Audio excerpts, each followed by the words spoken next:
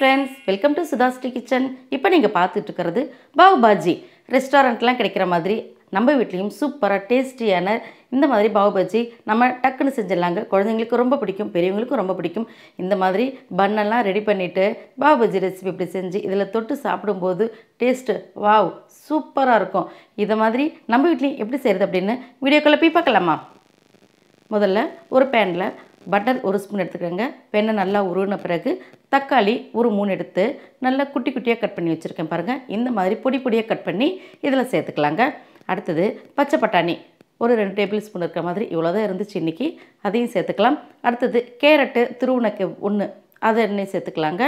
அடுத்து குடைமிளகாய் சின்ன சின்னதா கட் பண்ணத ஒரு குடைமிளகாய் ஃபுல்லா எடுத்துர்க்கேன். அதையும் சேர்த்துக்கலாம். அடுத்து வேக வச்சு மசிச்ச உருளைக்கிழங்கு 3 உருளைக்கிழங்கு எடுத்து இந்த மாதிரி செஞ்சிருக்கேன். தேவையான அளவுக்கு உப்பு இது எல்லாத்தையும் சேர்த்துட்டு நம்ம நல்லா இந்த வெண்ணெயிலே நல்லா பிரட்டி எடுத்துடலாங்க.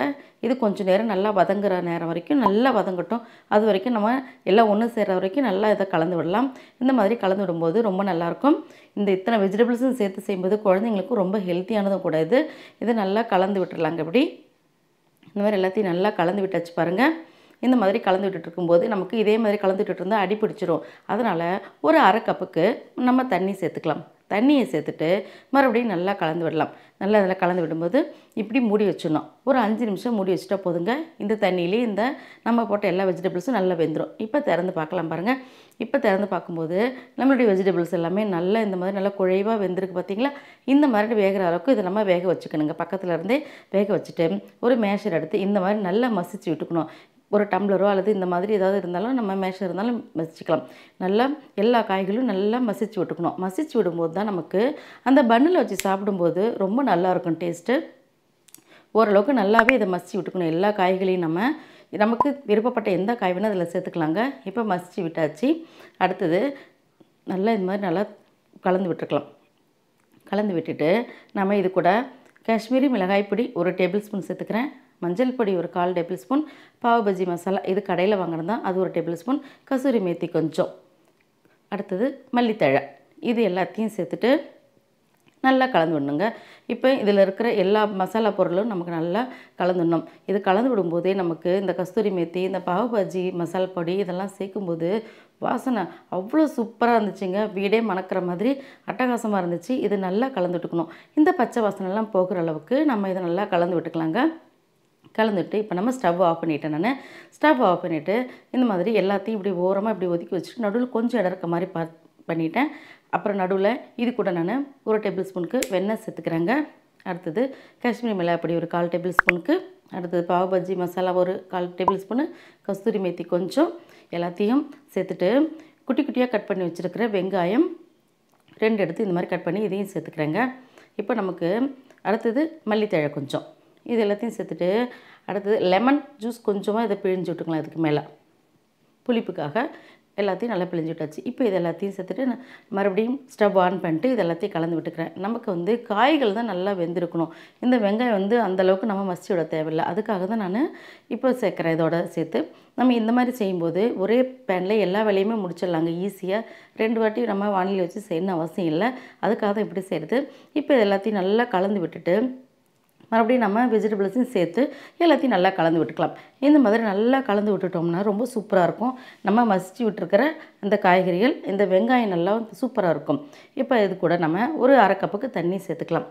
தண்ணியை சேர்த்துட்டு நல்லா கலந்து விட்டுக்கலாம்.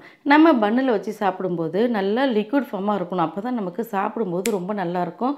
அதனால நமக்கு தேவையான அளவுக்கு நம்ம தண்ணியை சேர்த்துக்கணும். இந்த காய்கள்லாம் வேக வேக நமக்கு கொஞ்சம் கெட்டியா பதம் கொடுக்கும். அதுக்காக நமக்கு எந்த அளவுக்கு தண்ணி தேவையோ சேர்த்துக்கணும். அடுத்து நம்ம ஃபுட் கலர் நமக்கு தேவைப்பட்டா சேர்த்துக்கலாம். இது ஆப்ஷனல் தான். கொஞ்சமா சேர்த்துக்கலாம். இந்த மாதிரி சேர்த்து செய்யும்போது நமக்கு ரெஸ்டாரன்ட்ல கலர்ஃபுல்லா இருக்கு பாத்தீங்களா அந்த மாதிரி கிடைக்கும். நமக்கு இந்த மாதிரி ஃபுட் கலர் வேணாம் அப்படினா பீட்ரூட் கூட நம்ம நல்லா அரைச்சு அதல சேர்த்துக்கலாம். எல்லாத்தையும் சேர்த்துட்டு இந்த மாதிரி நல்லா கலந்து விட்டுக்கலாங்க.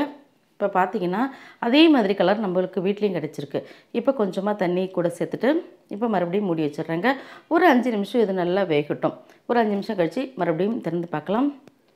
இப்போ எல்லா மசாலா பொருளும் சேர்த்து நல்லா வெந்து இந்த காய்கறியோட ரொம்ப சூப்பரா அட்டகாசமா நம்ம வீட்ல நமக்கு pavbhaji மசாலா கிடைச்சிருச்சுங்க. இந்த மாதிரி செஞ்சு கொடுத்தா குழந்தைங்க ரொம்ப நல்லா சாப்பிடுவாங்க. நமக்கு ரெஸ்டாரண்ட்டில் போக தேவையில்லை, வீட்லேயே இந்த மாதிரி செஞ்சிடலாங்க. இது எல்லாத்தையும் ரெடி பண்ணி வச்சுங்க. அடுத்தது ஒரு பேனில் வெண்ணெய் 1 டேபிள் ஸ்பூன் சேர்த்துக்கிறேன். காஷ்மீர் சில்லி பவுடர் கொஞ்சமாக, அடுத்து பாவ் பஜ்ஜி மசாலா கொஞ்சம், மல்லித்தழை கொஞ்சம், இது எல்லாத்தையும் சேர்த்துட்டு நல்லா வதக்கி விட்டுட்டு இந்த பட்டர் எல்லாத்தையும் நல்லா சென்டராக வர்ற மாதிரி நல்லா எப்படி ஸ்ப்ரெட் பண்ணி விட்டுக்கலாங்க. இந்த மாதிரி நல்லா ஸ்ப்ரெட் பண்ணி விட்டுட்டு இன்றைக்கி நான் பன்னு இந்த மாதிரி வாங்கியிருக்கேன். நம்ம கடைகளில் வாங்கின பன்னு தான் இது. இந்த பன்னை நம்ம எப்படி சென்டராக அப்படி கட் பண்ணிக்கலாங்க. கட் பண்ணிவிட்டு இப்போ இது அப்படியே நம்ம எப்படி போட்டுடலாம். அதே மாதிரி இன்னொரு பன்னையும் சேர்த்துக்கிறேன். இது எல்லாத்தையும் சேர்த்துட்டு இது மேலேயும் கொஞ்சம் கொஞ்சமாக நம்ம வெண்ணெய்களை சேர்த்துக்கலாங்க. வெண்ணெயும் நல்லா சேர்த்துட்டு அப்படியே ப்ரெஸ் பண்ணிக்கிட்டே இருக்கணும். இந்த மாதிரி ப்ரெஸ் பண்ணிகிட்டு இருக்கும்போது நம்ம சேர்த்துருக்கிற இந்த மசாலா பொடிகள் எல்லாமே இந்த பன்னோடு சேர்த்துட்டு ரொம்ப சூப்பராக இருக்கும். சாப்பிடும்போது அருமையான டேஸ்ட்டில் கிடைக்கும் நமக்கு. இந்த மாதிரி 2 பக்கமும் நல்லா ப்ரெஸ் பண்ணி நம்ம இந்த பன்னையும் நல்லா ஹீட் பண்ணிட்டுருணும். இந்த வெண்ணெயிலேயே இந்த பன்னு நல்லா வேகும்போது ரொம்ப நல்லாயிருக்கும். இப்போ நம்மளுடைய அப்படியே நம்ம ஒன்று மேலே ஒன்று வச்சு நம்ம சரி பண்ணிடலாம். ரொம்ப சூப்பராக அருமையாக நம்மளுடைய மசாலா பன் ரெடி ஆகிடுச்சு. அடுத்தது நம்ம ரெடி பண்ணி வச்சுருக்க இந்த பாவ் பஜ்ஜி மசாலாவையும் இந்த தட்டில் நம்ம போட்டுக்கலாங்க. கொஞ்சமாக வெங்காயம் கட் பண்ணி வச்சுருக்கேன், எலுமிச்சம்பழம் இருக்குது. அடுத்தது நம்ம ரெடி பண்ணி வச்சுருக்கிற இந்த பன்னையும் சேர்த்துக்கலாம். இது எல்லாத்தையும் ரொம்ப சூப்பராக நமக்கு ரெடி ஆகிடுச்சிங்க. இந்த அட்டகாசமான பாவ் பஜ்ஜி மசாலா உங்களுக்கு பிடிச்சிருந்துச்சுன்னா சுதாஸ் கிச்சனுக்கு சப்ஸ்கிரைப் பண்ணுங்கள், ஃப்ரெண்ட்ஸ் அண்ட் ரிலேட்டிவ்க்கு ஷேர் பண்ணுங்கள், லைக் பண்ணுங்கள், கமெண்ட் பண்ணுங்கள். ஆரோக்கியமானதை சமைப்போம், ஆனந்தமாக.